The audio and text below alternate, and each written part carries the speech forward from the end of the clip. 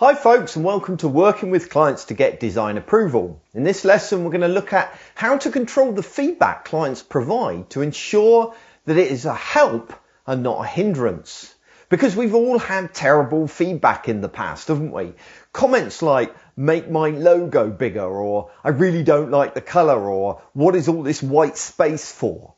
And it can be massively demoralizing, and it reduces you to nothing more than a pixel pusher, with the client kind of saying, can you move it to the left a bit, and can you do this and that and the other?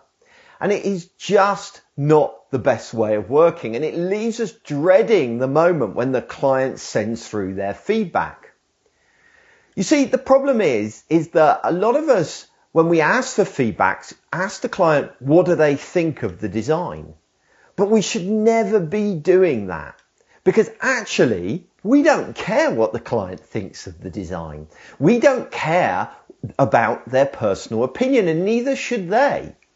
You see, a client is not best placed to judge design. They've got no frame of reference for judging a design, so all they can do is fall back on their personal opinion, and that's where the trouble starts, because it becomes about your personal opinion versus their personal opinion. And we don't want the client to be thinking about whether they like the blue or whether they think the design is right. Instead, you need to be encouraging them to give specific feedback, the kind of feedback that really helps improve the design. You need to be focusing the client on the right issues to address when they provide feedback. Issues such as, does the design meet the needs of users? After all, your client knows your users really well. They interact with them every day of the week. So they're perfectly positioned to provide you with good, reliable feedback on the user's impressions of a design. They could also answer another question, which is, does the design fulfill the business objectives? Again, they've got a much better understanding of the business than you, so are ideally placed to answer that kind of question. But they could also answer questions relating to what has previously gone before. So you can ask them things like, is the design consistent with the aesthetic that we agreed upon when we did mood boarding together?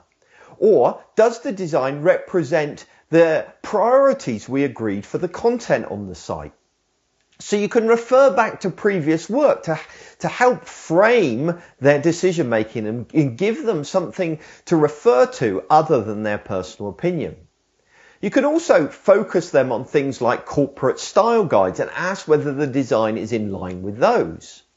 Essentially what you're doing is focusing the client on what matters and moving them away from their own personal likes and dislikes. You're demonstrating to them that a design can be exactly right even if they personally don't like it.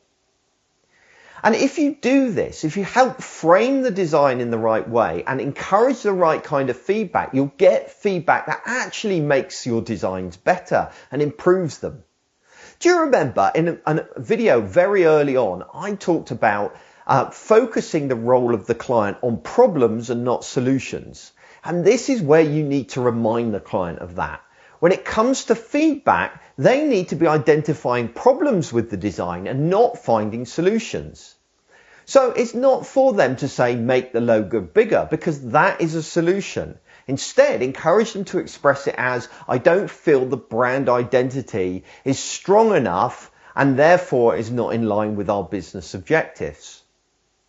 It's also important to remember that when a client does feedback to you, this isn't a change request. This isn't something that's black and white.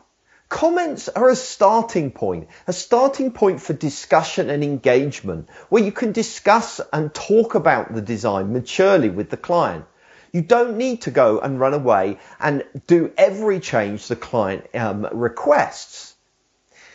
You need to challenge the feedback, not in an aggressive way, but in a way that seeks to understand what lies underneath of it. If the client says that they don't like the colour, find out why. If the client says that they don't feel it's going to meet users' objectives, you need to understand in what way it's going to fail to meet those users' objectives. And that means you need to ask the question why. The question why is the most powerful tool in your arsenal when it comes to gathering feedback. Keep digging. Keep asking why. Search for the underlying problem that you're trying to address. And don't just take the client's first response as the literal thing that they mean, because they're not necessarily very good at expressing their opinions. So, what are the key lessons I want you to take away from this video? First of all, ask structured questions, not just what do you think. Help the client frame their feedback in some kind of logical way that isn't just all about their personal opinion.